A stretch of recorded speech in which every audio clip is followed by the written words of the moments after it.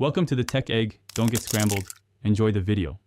You start by confirming your iPhone is updated and has enough space so the slow motion render won't fail. Once done, open Photos and find the clip you want. This keeps the workflow fast.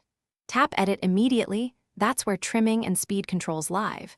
You want to remove any excess at the start or end so the slow motion section focuses on the action. Make sure the clip is selected before continuing to the next editing steps. This avoids redoing work later. Now you pick the exact segment to slow. Use the playback scrubber to mark where you want the effect to begin and end, and tap the slow-mo region controls in Photos.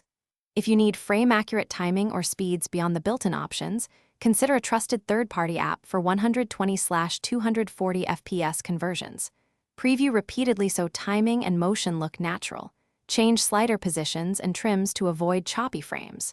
Remember, slowing too much without matching frame rate causes blur, so adjust until it looks smooth. Finish by tapping Done and exporting with the highest quality the app allows. This preserves detail in slow motion. If playback stutters on other devices, re-export at a lower resolution or enable frame blending in your editor to smooth motion. Make sure you have enough free space before exporting, and check the file on the target device before sharing. If colors shift or audio falls out of sync, re-render with audio muted or reattached to keep the visual effect consistent and reliable.